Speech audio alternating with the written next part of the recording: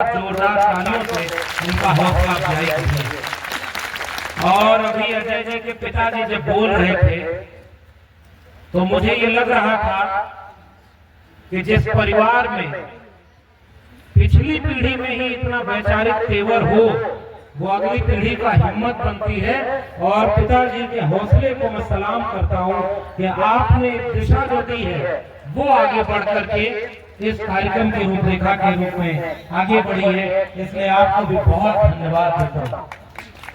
और अभी अपनी बातचीत शुरू करूं उसके पहले ही हमारे वैचारिक साथी और आपके क्षेत्र के दो बहुत प्रमुख लोग एमएलसी आदरणीय मान सिंह यादव जी और बहुत सम्मानित विधायक हमारे बड़े भाई संदीप पटेल जी आ चुके हैं।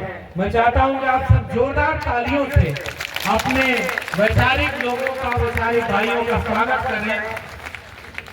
और आपका इंतजार इस तरह से सफल होगा और आप सब देखिए जितने भी वैचारिक लोग यहाँ आने वाले हैं, यहाँ पहुंचना मुश्किल हो रहा है, लेकिन सुबह में 8 बजे घर से निकला, इलाहाबाद की तरफ गया भी नहीं, दूसरी तरफ रुका था कि वहां से सीधे यहाँ आने में सुविधा हो जाएगी। फिर भी इतनी मुश्किल के गांव के रास्तों से हम चल करके आए और हमारे दोनों आपके जिले के और केवल जिले के ही नहीं, इस सामाजिक न्याय की लड़ाई को बाबा साहब डॉक्टर भीमराव अंबेडकर के, महात्मा ज्योतिबा फूले के, डॉक्टर राम मनोहर लोहिया के, तमाम संतों गुरुओं महापुरुषों के विचारों को लेकर के पूरे प्रदेश में जो राजनीतिक वैचारिक लड़ाई लड़ रहे हैं, उन सारे लोगों को भी आपके कार्यक्रम में देखिए आपको सुनने का मौका मिलेगा।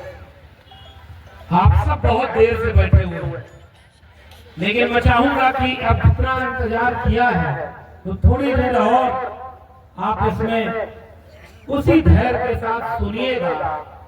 हो सकता है कुछ इस कार्यक्रम के बाद कुछ नया हो, कुछ वैचारिक हो, कुछ बड़ा हो, ऐसा हो जिसकी समाज को जरूरत है। तो ये कार्यक्रम यहाँ से खत्म नहीं होगा, ऐसा हो जाए कि आज से ही एक नए मिशन की शुरुआत हो जाए जो बिरसा फूले अम्बेडकर पेरियार के विचारों को गांव-गांव पहुंचाने का काम करे। इसीलिए ये महापुरुषों की तस्वीरें यहाँ रखी हुई। हम भी आए तो उन्हीं के सामने नतमस्तक हुए। हमारे दोनों सम्मानित नेतागण भी आए, बड़े भाई दोनों लोग। मैं आप सबको आप भी आइए, बहुत स्वागत है आपके अपने क्षेत्र के सभी वैचारिक सम्मानित लोग आए हैं। मैं चाहता हूं कि सबको एक साथ आप सब ताली बजाकर स्वागत कर दें तो हम अपनी बात आगे बढ़ें। और हम सब की तरफ से हम फिर से खेद व्यक्त करते हैं कि जिस समय हमें यहाँ होना चाहिए था उससे हम बहुत देर से हैं। हमें लगभग 1 बजे 2 बजे के आसपास यहाँ होना चाहिए और हम 3-4 बजे पहुंचे, लेकिन आप समझ रहे हैं कि आसपास का माहौल क्या है। बहुत भीड़ है, चारों तरफ रास्ते बंद हैं और फिर भी हम आपके इस वैचारिक कार्यक्रम में आए। तो अब इस कार्यक्रम को यहाँ से इस रूप में आगे बढ़ाया जाए कि इस कार्यक्रम के करने का जो मकसद है, शिक्षा महोत्सव, शिक्षा की अहमियत क्या है, कलम और किताब की अहमियत क्या है, पढ़ाई लिखाई की अहमियत क्या है, यह बात यहाँ पर रेखांकित हो और इसके जरिए आखिरी व्यक्ति तक गांव-गांव पहुंचे। कुछ लोग आपको समझाने आएंगे कि धर्म खतरे में है। आप केवल ये समझ लेना, जो लोग ये कहने आए हैं धर्म खतरे में है, जिस भी रूप में धर्म था उन नेताओं और उनकी राजनीतिक पार्टियों के पहले भी धर्म था। उनके समय भी है और रहना होगा तो उनके बाद भी रहेगा। धर्म खतरे में नहीं, उनकी कुर्सी खतरे में है, इसलिए वो आपको धर्म के नाम पर भटकाने आते हैं। और भगवान को जिसको जो मानता है वो माने। बाबा साहब डॉक्टर भीमराव अंबेडकर के संविधान ने इस देश के नागरिकों को ये कह दिया, ये अधिकार दे दिया, जिसको हिंदू बन के मंदिर में जाना है वो मंदिर जाए, जिन मुसलमानों को मस्जिद में इबादत करने जाना है वो वहां जाए, गुरुद्वारे में सिख जाएं, बौद्ध विहारों में बौद्ध लोग जाएं, जिसको कहीं नहीं जाना है वो कहीं नहीं जाए, जिसको सबको मानना है वो सबको माने। भारत में इसका अधिकार देने का काम बाबा साहब डॉक्टर भीमराव अंबेडकर के संविधान में चला है। इसलिए हमारे जैसे लोग सबसे बड़ी ग्रंथ, सबसे बड़ी किताब, सबसे ऊपर अगर किसी को रखते हैं तो भारत के संविधान को रखते हैं। और संविधान को बचाने के लिए आज हम यहाँ पर संकल्प लेना चाहते हैं। संविधान नहीं था तब भी तो देश था, संविधान नहीं था तब भी लोग थे, गांव था, कस्बा था, खेत था, खलिहान था, नदी नाले पर्वत पहाड़ थे, इंसान भी था। लेकिन जब तक संविधान नहीं था तो पैदा होते ही तय हो जाता था कि किसको शिक्षा मिलेगी और किसको नहीं मिलेगी। पैदा होते ही तय हो जाता था। गांव था, गांव में खटिया थी, खटिया पर कौन बैठेगा और कौन खटिया पर नहीं बैठेगा यह भी तय हो जाता था जब तक संविधान नहीं था।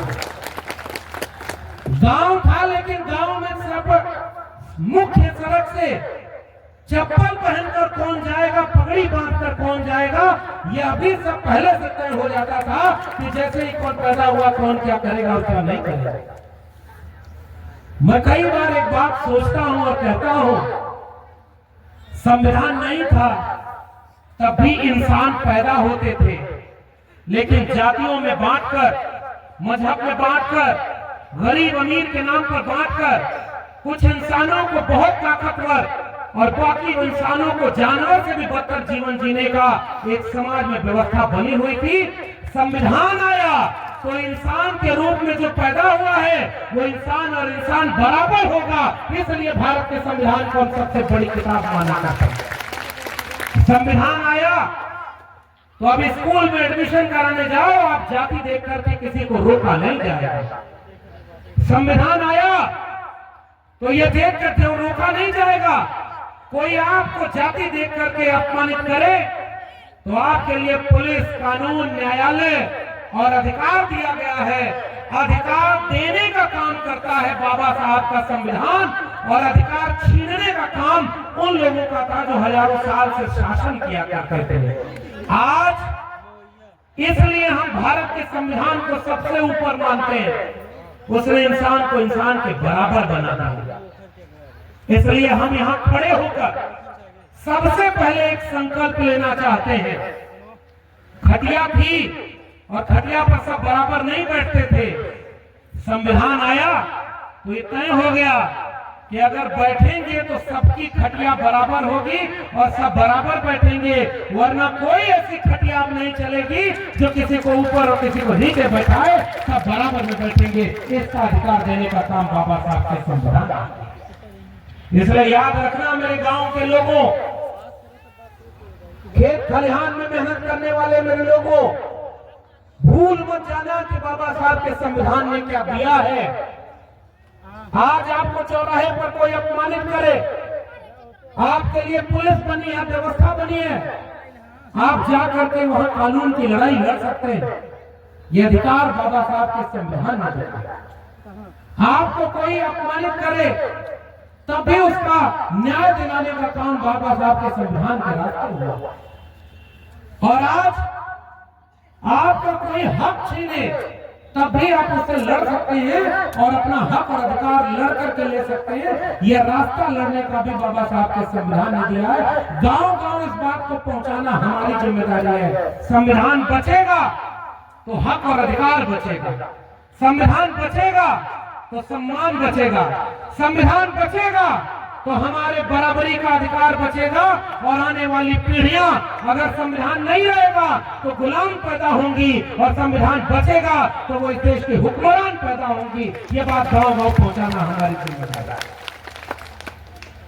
और एक बात सोचना, ये वैचारिक कार्यक्रम है, ये एक व्यक्ति का कार्यक्रम नहीं है। फिर भी जब यहां खड़े होकर अजय मोहन ने कहा कि इस कार्यक्रम के आयोजन के पहले इस इलाके के कुछ मनगढ़ लोगों ने लाठी और डंडे से इन्हें पीटा, मैं ये सुन के जान के आज सोचता हूं कि संविधान के 75 साल मनाए जा रहे हैं, और उत्तर प्रदेश के इलाहाबाद के एक गांव और एक ब्लॉक में समाज के लिए काम करने वाले अजय मोहन कुशवाहा को कोई लाठी डंडे से पीटे। मुझे नहीं पता कि इससे आपको क्या महसूस हुआ होगा। मुझे यही महसूस हुआ कि लगता है जितने महापुरुषों की तस्वीर यहाँ लगी है, अभी इनके सपनों का भारत नहीं बन पाया है। अगर इनके सपनों का भारत बना होता तो ये लाठी अजय मोहन कुशवाहा के ऊपर नहीं थी। इन्होंने तो शायद अभी तक कोई चुनाव भी नहीं लड़ा है, समाज के लिए काम करने की कोशिश कर रहे हैं। और जब उनके पिताजी बोल रहे थे तो मुझे लग रहा था कि कितना सुलझा हुआ एक व्यक्ति संघर्ष करके जो अपने बच्चों को पढ़ाए, गरीबी को अपनी बाधा बेड़ी न माने, उन्होंने एक वैचारिक विरासत अपने अगले पुत्र को सौंपी है।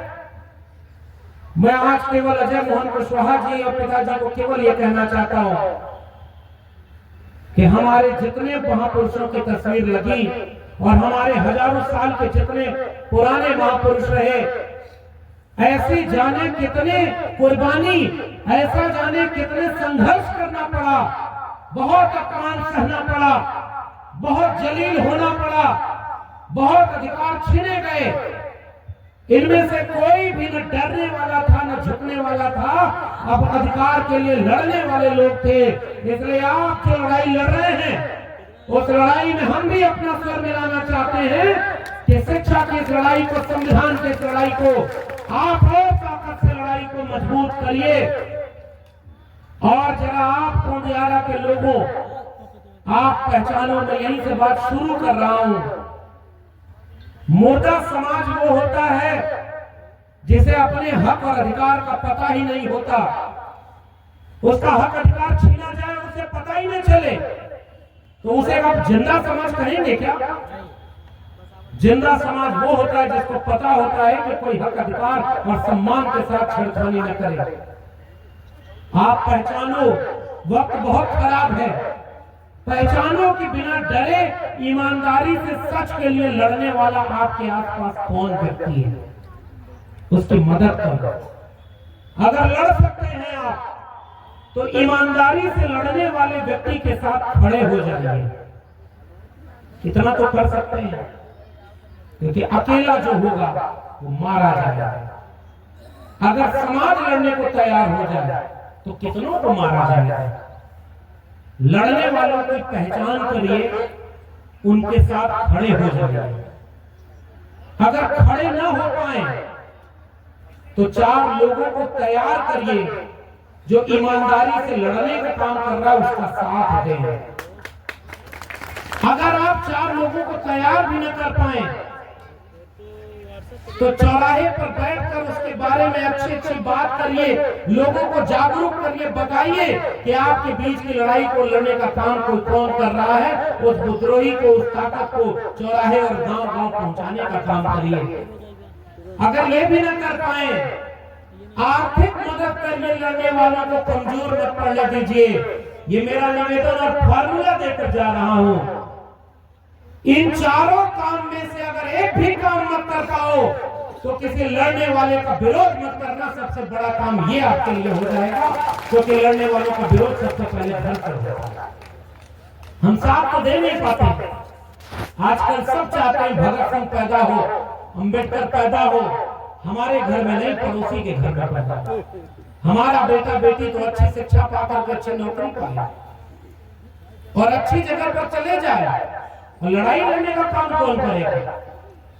मैं तो 14 साल प्रोफेसर रहा और आज नौकरी नहीं है, इसका अफसोस नहीं है। हमने तो अपनी किताब में लिखा, मेरे लहजे में जी हजूर न था और कोई मेरा कसूर न था, जी हजूरी नहीं की और आज आपके बीच में खड़े हैं। नौकरी छीनी जा सकती है लेकिन विचारधारा और आत्मविश्वास छीना नहीं जा सकता, क्योंकि ये किसी ने दिया नहीं है, हमने संघर्षों से इसे अर्जित किया है। इसको कोई ताकत छीन नहीं सकती और इसको आपको गुलाम नहीं बना सकती। उन लोगों को लगा था कि नौकरी से निकाल देंगे तो डर जाएगा, चुप हो जाएगा। मैंने अपनी किताब में लिखा कि जुल्म के साये में लग खोलेगा कौन, और हम भी चुप रहे तो फिर बोलेगा कौन।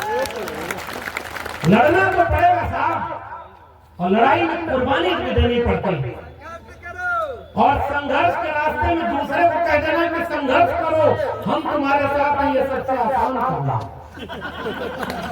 भाषण देने के लिए मंच पर लगाओ माइक, डॉक्टर लक्ष्मण यादव को बुलाओ और बढ़िया बढ़िया उनसे बात कहाओ, बाद में वो जाए उनके ऊपर मुकदमा हुआ तो क्या जाता है। आजकल मैं जाता हूँ तो लोग कहते हैं और बोलिए, और खुलकर बोलिए, नाम लेके बोलिए। हम कहते हैं हाँ, क्योंकि हमारा ही जो नुकसान है वो हो, आपका क्या नुकसान होगा, आपको ताली बजा के चले जाएंगे। लेकिन याद रखना, अगर एक व्यक्ति बोलेगा तो कमजोर पड़ेगा और समाज बोलेगा तो जितना भी अन्याय अत्याचार है वो खत्म होगा, क्योंकि अकेले व्यक्ति को मारना आसान होता है और विचार को मारना हमेशा मुश्किल है। और मैं तो धन्यवाद देता हूं, इस पौधियारा ब्लॉक में देखिए क्या वैचारिक कार्यक्रम किया। महापुरुषों की तस्वीरें हैं, इनमें से एक भी महापुरुष, एक भी संघर्ष करने वाले योद्धा न तो डरे, न झुके, न बिके और न समझौता किया। छत्रपति शाहू जी महाराज राज परिवार से थे और पहले जाति जनगणना अपने दरबार में छत्रपति शाहू जी महाराज ने की, जिसकी आबादी हमारे समाज में 3%, 5%, हमारे दरबार में उनकी आबादी 99%, जिनकी आबादी 95-97%, उनकी हमारे दरबार में आबादी कितनी? 72 पदों में से 65 पदों पर एक ही जाति के लोग थे। छत्रपति शाहू जी महाराज के दरबार में पहली जाति जनगणना उन्होंने इस तरह से सार्वजनिक करा करके आरक्षण लागू किया 26 जुलाई 1902, और उन्होंने कहा कि 50% आरक्षण गैर सवर्ण बिरादरियों को मिलेगा। और छत्रपति शाहू जी महाराज ने राजा होने का फर्ज निभाते हुए आरक्षण उन वंचितों शोषितों को अपने दरबार, अपने राज्य में देकर के एक नए भारत का ख्वाब रचा था। इसलिए हम छत्रपति शाहू जी महाराज को अपना वैचारिक नायक मानते हैं। एक दूसरे राजा थे। राजा कौन होता है? राजा की पहचान देखिए, छत्रपति शिवाजी महाराज। उनकी जाति देखकर के कहा गया, तलवार के दम में जिसमें दम हो वो राजा है उस जमाने में। लेकिन छत्रपति शिवाजी महाराज का राज तिलक नहीं किया गया। इतिहास पढ़ाई नहीं आप लोगों को? राज तिलक करने के लिए बाहर से दूसरे व्यक्ति को भेजा गया, और वो व्यक्ति भी कैसे राज तिलक करता है जरा इतिहास उसका पढ़ना। एक ऐसे राजा जिनका 2 बार राज तिलक करना पड़ा, क्योंकि वो अंतर जाति विवाह से पैदा कमेरा किसान परिवार के नायक थे। और जब राजा बने तो ऐसा फरमान दिया कि हमारी सेना और हमारे राज्य में प्रजा के खिलाफ कोई भी कानून पास नहीं होगा। इसलिए छत्रपति शिवाजी महाराज को हम अपना वैचारिक नायक मानते हैं और प्रजा का हित चाहने वाला एक राजा मानते हैं। इसलिए हम उनको याद करके उनकी तस्वीरें लगाते हैं। और तीसरे राजा सम्राट अशोक, जब तलवार का दम दिखाना हुआ तो मैं उस जगह पे गया हूँ। कलिंग में नदी का पानी, उसका रंग बदल गया, लेकिन जब तलवार रख करके बुद्धिज्म का परचम हाथ में लिया तो केवल देश नहीं विदेशों तक प्रज्ञाशील, करुणा, सत्य, अहिंसा, प्रेम का पूरे दुनिया में परचम फैलाया। ऐसे राजा गांव में देखा है, जहां लोग ताकतवर आदमी जाते हैं पहले खूंटा गाड़ देते थे कि यहाँ का कुल हमारा, और सम्राट अशोक ने 84,000 खूंटा गाड़ दिया और इतने बौद्ध स्तूप बनाए। आजकल नया नया सब फैशन चलाए हैं कुछ लोग, यहाँ खुदाई करो इसके नीचे ये है, यहाँ खुदाई करो इसके नीचे ये है। मैं उनसे कहता हूँ बहुत खुदाई करने का मन है तो बड़ा गहरी खुदाई कर देना, सबसे नीचे अगर इस देश में कुछ मिलेगा तो तथागत बुद्ध का कोई अवशेष मिलेगा, और ये बुद्ध में भारत को देश में बना हुआ। इन महापुरुषों का इतिहास इसलिए पढ़ाया जाता है क्योंकि उन्होंने लड़ाई लड़ी थी ज्योतिबा फूले ने। और आज का जो कार्यक्रम ये किया जा रहा है, वन नेशन वन एजुकेशन, इससे बड़ा और इससे जरूरी कार्यक्रम आज की तारीख में दूसरा कोई नहीं हो सकता, क्योंकि लोग हथियारों से जंग लड़ते हैं। हथियार से लड़कर आप अपने बराबर या अपने कमजोर वाले को ही हरा सकते हैं सामान्य तौर पर, लेकिन आज इस देश और दुनिया का सबसे बड़ा हथियार कोई है तो उस हथियार का नाम है कलम और किताब। कलम और किताब से बड़ा ताकतवर चीज दुनिया में आज की तारीख में कोई नहीं। इसलिए मैं इस कार्यक्रम को कहता हूं वन नेशन वन एजुकेशन। इस कार्यक्रम की गांव गांव जरूरत है, और मैं सोचता हूं कि महात्मा ज्योतिबा फूले और सावित्रीबाई फूले स्कूल खोलना चाहते थे, ऐसा ही कोई जरूरी काम करना चाहते थे। और ये जितना माला आप लोगों ने पहनाया है, जितना स्वागत किया है, जितना ये कार्यक्रम किया है, उसमें से जितना बड़ा हिस्सा इस कार्यक्रम का अगर साथ लेकर लौटेंगे तो वो है विचार। गांव गांव इस बात को बताना, जाति देखकर अछूत बच्चों को शिक्षा नहीं दी जाते थे, लड़कियों को पढ़ने का अधिकार ही नहीं था। और 1948 में 3 जनवरी को जब पहला स्कूल खोला, माता सावित्रीबाई फूले ने, ज्योतिबा फूले ने, कुछ लोग गए और ज्योतिबा फूले के पिताजी को समझा दिया आपका बेटा धर्म के विरोध में काम कर रहा है।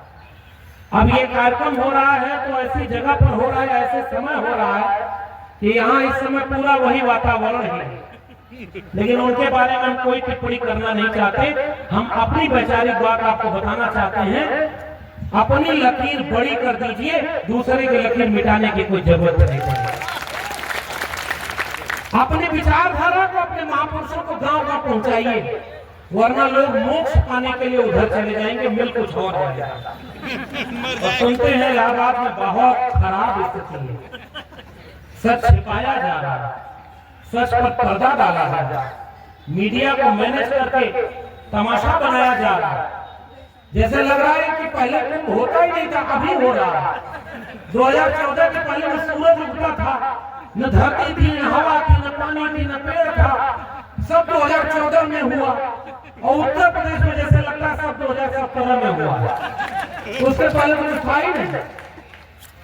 कुछ लोग सो जाते हैं देर तक तो उनको लगता है कि हम अभी जागे नहीं, सूरज उगा ही नहीं होगा। सूरज का काम उगना है। ऐसे लोगों को समझाना हमारा काम है कि तुम नहीं थे तब भी धरती थी, तुम नहीं रहोगे तब भी धरती रहेगी। ऐसा काम करके जाओ कि लोग तुम्हें याद कर रहे। महात्मा कबीर को अपना नायक मानता हूँ। महात्मा कबीर ने क्या लाइन लिखी है, कबीरा इस संसार में भांति भांति के लोग। महात्मा कबीर ने क्या लिखा है कि कबीर आए जगत में हम रोए, जग हंसे हम रोए, ऐसी करनी कर चलो, तुम हंसो और जग रोए। आप पैदा होता है बच्चा तो वो बच्चा रोता है, बाकी पूरा परिवार खुश होता है। ऐसा काम करके जाओ कि जब चलो तो आप खुश रहो कि आपने अपने जिंदगी का पूरा कर्जा निभाया है और लोग आपकी याद में आंसू बहाएं। ये महापुरुष वो हैं जिनको आज भी लोग याद करते हैं। इसलिए अगर कुछ करना है तो ऐसे महापुरुषों के विचार को गांव गांव पहुंचाना है। क्या कहा महात्मा फूले और ज्योतिबा फूले, सावित्रीबाई फूले को स्कूल खोलने से रोक दिया। 2 पत्थर, 2 साड़ी लेकर जाती थी, पत्थर फेंकते थे, मैला फेंकते थे। शिक्षा मत दो बच्चों को, स्कूल मत खोलो। लड़कियों के लिए कहा गया कि पढ़ाई देना करना है, तो वहां के उस समय के विचारक कहते थे कि लड़कियों को अगर शिक्षा देंगे तो घर में चौका बर्तन कौन करेगा, शूद्रों को अगर शिक्षा दे देंगे तो सेवा कौन करेगा, उत्पादन कौन करेगा। फिर भी एक दिन पिता ने बुलाकर कहा कि अब तुम दोनों को या तो अपना घर चुनना है, अपना स्कूल चुनो।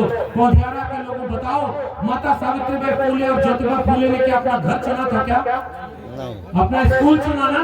यस स्कूल चुना, यस घर छोड़ दिया। यस चाहते तो एक अच्छे पुत्र हो सकते थे, लेकिन पुत्र होने के बजाय उन्होंने चुना कि आज महात्मा ज्योतिबा फूले ने स्कूल कॉलेज कलम किताब का परचम ऐसा फहराया कि आज करोड़ों लोगों के लिए आज हाथ में जो कलम और किताब है वो अपने महापुरुषों ज्योतिबा फूले और सावित्रीबाई फूले जैसे की वजह से है। इसलिए आज हम उन्हें याद करते हैं। शिक्षा इसलिए जरूरी है, विद्या बिना मति गई, मति बिना गति गई, गति बिना वित्त गया, वित्त बिना शूद्र जन्मराए, एक अविद्या से जाने कितने अन्याय अत्याचार किए। ये महात्मा फूले लेकर के गए।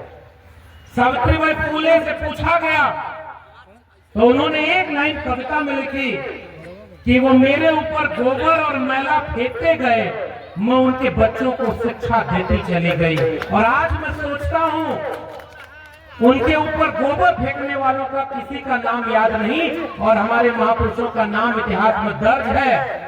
जो कल सावित्रीबाई फूले पर गोबर फेंका करते थे, उन्हीं के वारिस आजकल गोबर में विज्ञान ढूंढा करते हैं। नौजवानों ने रील्स देखा था वो वाली, जिसमें आया एक आदमी रोटी में गोबर लगा के खा रहा है। देखा था कि जोश होता हुआ? देखा था ना? वो कह रहा है कि अगर गोबर खाएंगे तो शरीर की बीमारी ठीक हो जाएगी। बताओ, किसान कमेरा यहाँ पूरा पीडीए परिवार बैठा हुआ है। एक भी किसान कमेरा, कम पढ़े लिखे थे हमारे पूर्वज, कम पढ़े लिखे थे, कम विज्ञान तकनीक जानते थे, फिर भी इतने तो समझते थे कि गोबर इंसान के खाने की चीज नहीं है। खेत में डालो, अनाज पैदा करो और अनाज पैदा करके इंसान का पेट भरो। आज वो हमें पुरखों पर बड़ा नाज होता है। गाय का बछड़ा भी पता है कि उसको क्या पीना है, लेकिन आजकल कुछ लोग हैं, मैं नाम किसी का नहीं लेता हूँ, आप जानते हैं, यहाँ नाम अगर किसी का लिया जाएगा तो बिरसा, फूले, अम्बेडकर, पेरियार का नाम लिया जाएगा, और किसी का नाम लेने को हम उसके लायक नहीं समझते। यहाँ हम केवल अपने विचारधारा की बात करते हैं, लेकिन कई बार अपने गांव के लोगों को समझाना पड़ता है, क्योंकि हमारे ही लोगों को भटका देता है कोई आकर और कहता है कि भैया धर्म खतरे में है। मैं आपसे कहते जा रहा हूं, धर्म खतरे में नहीं है, बाबा साहब का संविधान खतरे में है। संविधान को बचाने के लिए एकजुट हो जाना, ये आज के जन्म की सबसे बड़ी जरूरत है। और शिक्षा रहेगी तभी आपका आने वाली पीढ़ी समझ में पाएगी कि गोबर खाने वाली चीज नहीं। मैं विश्वविद्यालय का प्रोफेसर रहा, 14 साल प्रोफेसर रहा। मेरी किताब भी कुछ लोगों ने मंगाई।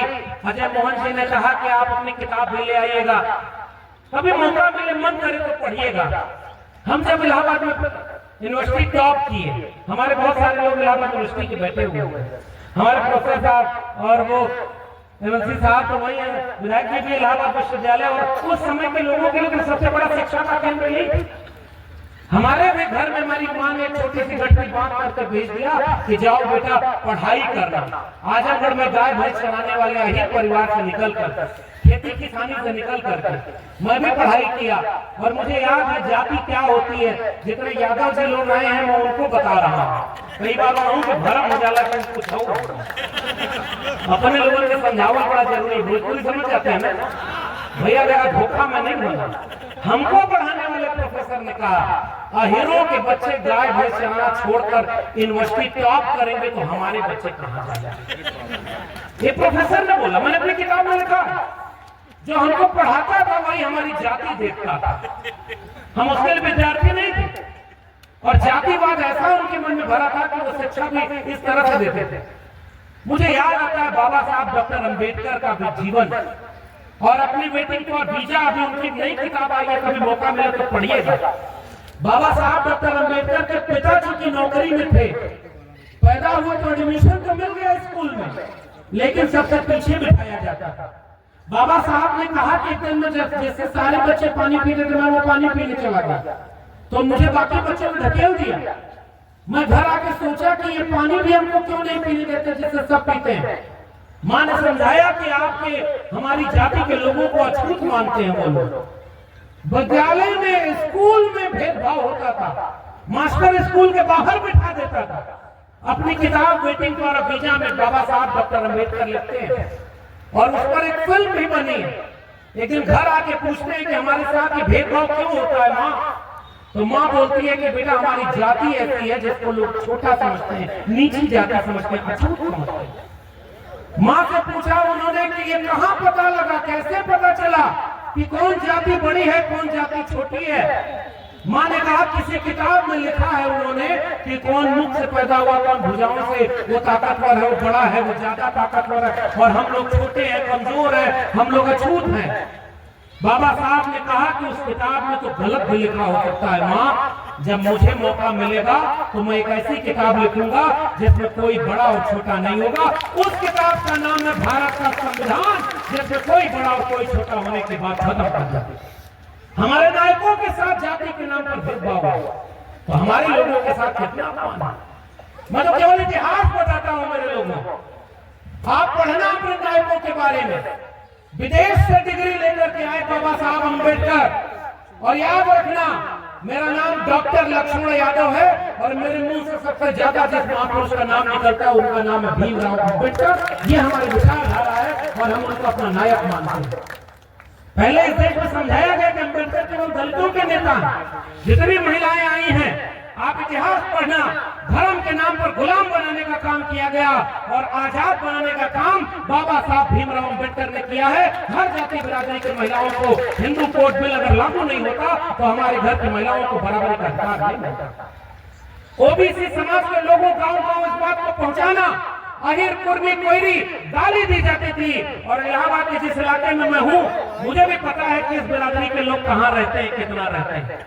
और जरा ये मैं पूछना चाहता हूँ एक कठिन सवाल, अहिर गडरिया कुर्मी चोर धर सारे का तंगरी चोर, ये गाली दी गई कि नहीं दी? बताओ पुराने लोगों को दिया गया कि नहीं दिया? अपमान किया गया कि नहीं किया गया? सामने अगर उस जाति का आदमी दिख रहा है तो लोग कहते हैं जतना बिगड़ गया है, अच्छा काम नहीं होगा। मैं जाति का नाम नहीं ले रहा हूँ, समझ तो जाएगा। कहाँ से? आप अपने गांव में खोज लेना नौजवानों, आपको होमवर्क देके जा रहा है किन किन जातियों के नाम पर गाली बनाई गई, होमवर्क करके बताना। और किसके नाम के आगे जी साहब, अरे आप सम्मान पाओ, हमें आपसे दिक्कत नहीं, लेकिन हमारे लोगों के नाम का अपमान। मैं पढ़ रहा था इतिहास बाबू जगदेव प्रसाद कुशवाहा का, और बाबू जगदेव प्रसाद कुशवाहा ने अपने पिता से एक दिन सवाल पूछा कि भला व्यक्ति अगर उसका बच्चा भी आता है तो आप उसको प्रणाम करते हो, और उसका बच्चा जब आपके सामने आता है तो वो हमारे पिताजी को प्रणाम क्यों नहीं करता? जो हमारे पिताजी का सम्मान न करे वो हमारा सम्मान कैसे करेगा? ये बराबरी नहीं थी इस समाज में। गाली दिया, अपमान दिया। मानवर कर्पूरी ठाकुर की तस्वीर लगी है, मैं इन्हीं का उदाहरण लेकर के बताता हूँ। नाई समाज से आते थे, नाई समाज से आते थे, माला लोग पहनाए और माला में इतना चीटी थी कि अभी भी काट रहे हैं। प्रेम माला के साथ चीटी भी लेके आ गए थे, पूरा घुस गया। लेकिन हम कभी कभी सोचते हैं चीटी उटी की बाधा से क्या डरना, जिनसे हमारी लड़ाई है हजारों साल पुरानी, वो लड़ाई बहुत बड़ी है, इसलिए हमें यहाँ से मैं केवल इतिहास बता रहा हूँ। नौजवानों, आपको गाँव समझाना है, जाति बिरादरी के नाम पर बांटा गया। कर्पूरी ठाकुर नाई समाज के आते थे, और इसी उत्तर प्रदेश में मुख्यमंत्री थे राम नरेश यादव, और बिहार में मुख्यमंत्री थे कर्पूरी ठाकुर। हमने भी इतिहास पढ़ा तब जाना, दिल्ली से चमड़ा भेजा संदेश, बार बनावा कर्पूरी या भैंस चरावा राम नरेश। सुनो आप, अपमान सुनो, गालियां सुनो। क्या बोला था? आरक्षण कहां से आई? कर्पूरिया की मां। और उसके आगे जो बोला मैं बोल भी नहीं सकता, इतना अपमान जाना था। ये अपमान हुआ है, भूल मत जाना बिहार, क्योंकि आजकल हमारे लोगों के कंधे पर कुछ और आ जाए तो हेलीकॉप्टर से फूलों की बारिश कर रही है सरकार, समझदार को इशारा करती है। यही बच्चे जब नौकरी मांगने लखनऊ जा रहे हैं तो लाठी की बारिश कर रही है। हम चाहते हैं कि नौकरी मांगो और उधर का काम करने मत जाओ, वरना तुम्हारे आने वाली पीढ़ियां भी गुलाम पैदा होंगी। अपना इतिहास जानो, कितना संघर्ष करके यहाँ तक का मंच लगा है। आज से 25 साल पहले ऐसा मंच लगा करके चौराहे पर कार्यक्रम करने की स्थिति थी क्या? कोई कर पाता था क्या? अभी भी अजय मोहन को लाठी से पीट दिया गया, लेकिन एकजुट रहेंगे ना तो हिम्मत नहीं होगी कि किसी की लाठी आपके भाई के ऊपर चले। ओबीसी समाज के लोगों, मैं आपसे गुजारिश करना चाहता हूं, जितने पिछड़े समुदाय से लोग आए हैं, भाई को पहचानो, घर पहचानो। दलित समाज के ऊपर अगर किसी भी तरह का अन्याय अत्याचार हो तो ओबीसी समाज का आदमी अगर आपकी लाठी में दम है तो उनके साथ खड़े हो जाना, कंधे से कंधा मिलाकर, तब हम समझेंगे कि आप बिल्कुल खड़े रहेंगे। आदिवासियों के ऊपर कोई जमकर जमीन छीने तो ओबीसी और एससी समुदाय के लोगों अपने ताकत के साथ अपने भाई के साथ खड़े हो जाना। किसी मुसलमान को तारीख पे देख करके कोई नफरत के नाम पर दंगा करने का माहौल बना तो एससी एसटी ओबीसी तीनों का काम है साथ खड़े हो जाना। बड़ी मुश्किल से ये एकता हमारे महापुरुषों ने बनाई और इस मंच पर भी देखिए एक गुलदस्ता सजा हुआ है, इसी गुलदस्ते को बचाने का नाम भारत है। और इसलिए मैं आपको इतिहास बताना चाहता हूं, अपमान किया था, गालियां दी थी, राम नरेश वापस जाओ, वापस जाकर भैंस चराओ, भैंस चराने के नाम पर अपमानित किया गया। मैं इतिहास याद करूं, उत्तर प्रदेश में बिहार में मुख्यमंत्री थे बीपी मंडल, गंगा में ट्रांसपोर्टेशन चलता था, यातायात होता था, तेल रिस गया, आग लग गई। बिहार में खड़े होकर एक व्यक्ति ने कहा कि अगर शूद्र मुख्यमंत्री बन जाएगा तो गंगा में आग नहीं लगेगी तो और क्या होगा। बीपी मंडल खड़े होकर के कहते हैं देखो गंगा में आग तो तेल रिसने से लगी है, लेकिन एक शूद्र का मुख्यमंत्री बनने से तुम्हारे सीने में जो आग लगी है अभी इसको और भड़काना जब तक अपने समाज पर न्याय नहीं देगा। बड़ा अपमान सहना पड़ा था भाई। और मैं तो एक बात और बताऊं, बहुत पुरानी बात नहीं है, 2017 में इसी उत्तर प्रदेश में जिसके पिता मुख्यमंत्री थे, एक बार नहीं 3 बार मुख्यमंत्री थे, पिछड़े समुदाय से लेकर दलितों पिछड़ों की आवाज बने थे, आपको सम्मान दिया था उत्तर प्रदेश में। उनके बेटे जो मुख्यमंत्री पद से हटे और जब मुख्यमंत्री नहीं रहे तो उनका घर गंगा जैसे धुलवाकर अपमानित करने का काम इसी देश के कुछ जातिवादी और सामंती ताकतों ने किया था। बताओ भूले तो नहीं? इसलिए इसको भूल मत जाना। अपनी जाति बिरादरी का संख्या ज्यादा है इस गुमान में मत रहना कि हमारी बिरादरी की संख्या ज्यादा है इसलिए हम लाठी लेकर चलेंगे और जिसकी संख्या कम है उसके ऊपर लाठी मारेंगे। अगर आपकी लाठी में दम है तो कमजोर के ऊपर न चले, ताकतवर से लड़ो, तब हम मानेंगे कि आपकी लाठी लेकर चलो। मंदिर धुलवा रहे हैं, घर धुलवाते हैं, अपमानित करते हैं और ये बताना चाहते हैं कि दलितों पिछड़ों की हमारे नजर में यही औकात है। बताओ क्या ये अपमान सहने का वक्त है? क्या ये अपमान सहने का वक्त है? ये कर्पूरी ठाकुर और ये जगदेव बाबू जगदेव प्रसाद कुशवाहा और पिछले दिनों ये मदन भैया बैठे हुए हैं। मैं मध्य प्रदेश गया था, वहां सुखलाल कुशवाहा जी का संघर्ष सुना मैंने, उनके कार्यक्रम में था। सुखलाल कुशवाहा जी ने लड़ाई लड़ करके कुशवाहा समाज की लड़ाई नहीं लड़ी थी, पूरे पिछड़े वर्ग की लड़ाई लड़ने का काम किया था। उन नायकों के बारे में तो हम अब जान रहे हैं कि गांव-गांव लाठी लेकर खड़े हुए कि किसी दलित पिछड़े के ऊपर अन्याय होगा तो पहले उसको हमारी लाठी से गुजरना होगा, तब जाकर के वहां सम्मान से लोग खड़े होगा।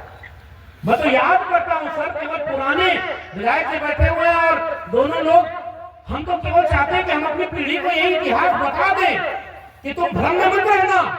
आजकल झूठ बोलने वाले झूठों की सरकार है, वो व्हाट्सएप पर तुमको झूठ बोलता है और आपके बच्चा इस शिक्षा बचाने नहीं जाता, धर्म बचाने चला जाता है।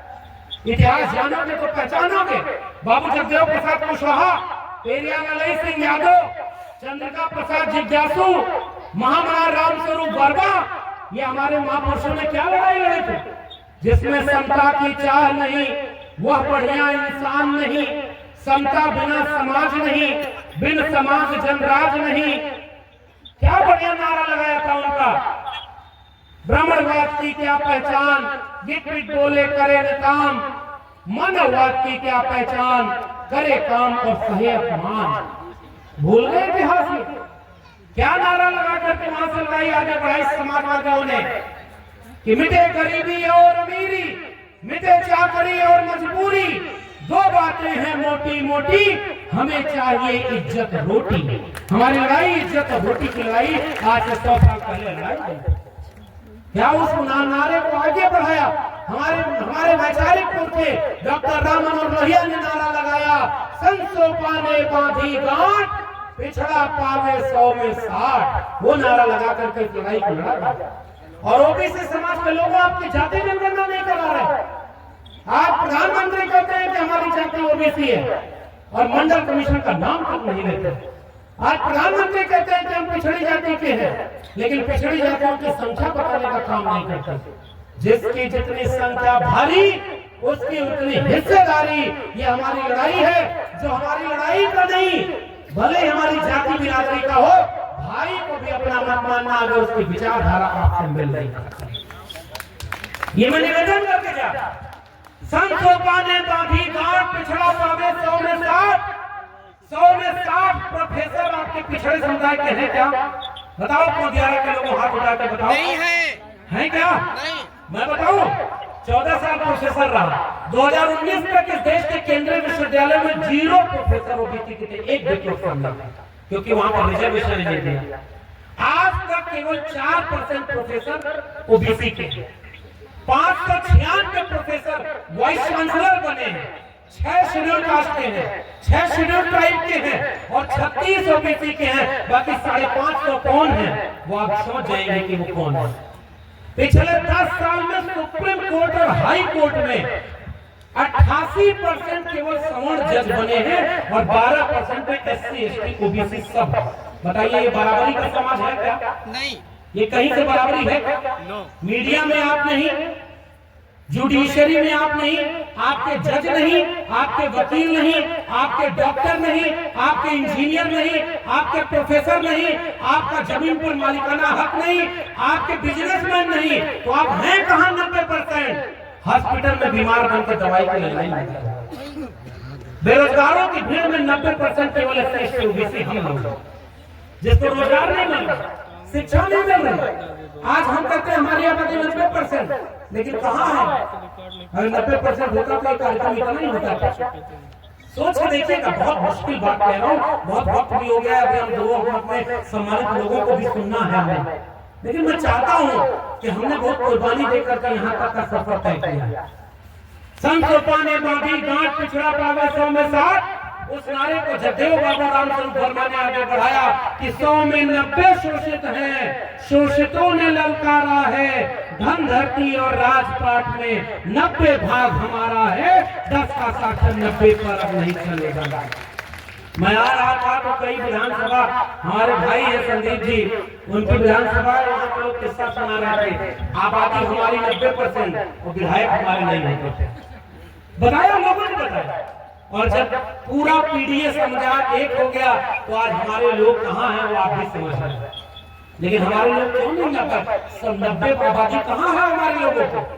इसलिए जगदेव बाबू का इतिहास गांव गांव पहुंचाना हमारे लोगों की जिम्मेदारी है, सुखलाल जी का इतिहास बताना हमारे लोगों की जिम्मेदारी है, और उस नारे को आगे बढ़ाना है। जब मान्यवर कांशी राम और मरहूम नेताजी मुलायम सिंह यादव जी ने एकजुटता दिखा करके SC ST OBC को एक करके उस समय का पीडीए बनाया था, और नारे लगे थे इस देश में कि जिसमें पूरे समाज को एक करने का, मिटे गरीबी और अमीरी, मिटे चाकरी और मजबूरी, सबको शिक्षा सबको काम, वरना होगी नींद हराम। शिक्षा पर जो खर्चा हो, बजट का 10वां हिस्सा हो, सबको शिक्षा दे न सके जो, वो सरकार निकम्मी है, और जो सरकार निकम्मी है वो सरकार। ये लड़ाई लड़ करके यहाँ तक का सफर तय किया गया। मान्यवर कांशी राम को मैं याद करना चाहता हूँ, 85-15 का नारा दिया, उन तमाम जातियों के बीच नेता पैदा किया। मरहूम नेताजी मुलायम सिंह यादव जी, उन्होंने पिछड़ों दलितों की आवाज बनकर के किसानों नौजवानों के लिए संघर्ष किया। आज हम कहाँ खड़े हैं, ये मैं आपसे गुजारिश करके अपनी बात खत्म करूंगा। आज कहाँ खड़े हैं पता है? नई शिक्षा नीति लागू हो गई, स्कूल शिक्षा विश्वविद्यालय को बेच दिया गया। अभी मिलेगी मेरे प्रोफेसर की डायरी, अगर आपको पढ़ने का मन करे तो पढ़िएगा। स्कूल कॉलेज बिक गए। एक फकीर आया था, सौगंध मुझे इस मिट्टी की, मैं देश नहीं बिकने दूंगा। समझ रहे हैं किसकी बात कर रहा हूँ? चाय बेचते किसी ने नहीं देखा, देश बेचते पूरा देश देख रहा। और झूठ बोलने का इतना बड़ा काम। क्या बोला था? जबकि मैं वो बेच रहे हैं भारत को, मैं चैन से कैसे सो जाऊं, वो लूट रहे हैं भारत को, खामोश में कैसे हो जाऊं। हाँ, मैंने कसम उठाई है, मैं देश नहीं झुकने दूंगा, सौगंध मुझे इस मिट्टी की, मैं देश नहीं बिकने दूंगा। और जैसे ही पद पर पहुंचे, बैंक बेच दिया, LIC बेच दी, रेलवे बेच दिया, जमीन बेचने का काम किया, BSNL बेच दिया। हमारे अमित यादव जी वहां पर आए, जनरल मैनेजर पोस्ट ऑफिस में, पोस्ट ऑफिस बेच दिया है। अब धीरे धीरे खेत बेच दिया, नई शिक्षा नीति से शिक्षा बेच दी। मैं दिल्ली यूनिवर्सिटी पहुंचा 10 साल 15 साल पहले, जिस डिग्री की फीस 4000 थी, आज उसकी फीस 40,000 हो गई। आमदनी 10 साल में बढ़ी क्या? शिक्षा महंगी हो गई, गरीब के बच्चों को शिक्षा नहीं मिलेगी। अब गरीब पैदा हो गए तो गरीबी बढ़ जाओ, गरीब पैदा हो गए तो अब आपके बच्चे को शिक्षा देनी है तो करोड़ों रुपया का डॉक्टर इंजीनियर बनने का खर्चा होगा। इसमें पता नौजवानों बताओ, 1 करोड़ रुपए से ज्यादा फीस है कि नहीं MBBS और मेडिकल फीस की? बताइए जोर से। एक फीस 1 करोड़ रुपया हो गई कि नहीं 5 साल की? 1 करोड़ रुपया किसके अकाउंट में उनका बेटा बेटी डॉक्टर बनेगा? और यहाँ सब उत्तर प्रदेश से लेकर दिल्ली तक जिसकी सरकार है वो तो पेपर ही लीक करा देगा। बताओ, बैंक PO RO सबके पेपर लीक हो गए कि नहीं हो गए? तो पढ़ेगा इंडिया, आगे बढ़ेगा इंडिया, नारा लगाया फकीर ने। और न पढ़ेगा इंडिया न आगे बढ़ेगा इंडिया। पढ़ लेता इंडिया तो सवाल पूछता। मैं पुराने लोगों का एक संत आंदोलन का एक चुटकुला है, एक तो चीज कह के जा रहा। एक आदमी गुजर गया, तो वो गुजर गया तो एक आदमी आया और कहा कि हम मोक्ष दिलाने का काम करकर धरती पर उनके अवतार। पाखंड अंधविश्वास से बचना क्यों जरूरी है सोचना। गोदान कर दीजिए तो गाय आपकी पिता दादाजी को मिल जाएगी, कि क्या आत्मा उनकी भी मुक्त नहीं होगी? तो कैसे गाय जाएगी? तो कहे पूछ पकड़ के आत्मा पार कर जाएंगे। वो किस्सा कहानी सुनिएगा, वो किस्सा सुना था इलाहाबाद में, बड़ा जरूरी है, बाकी जो होगा देखा जाएगा। एक बार एक आदमी यही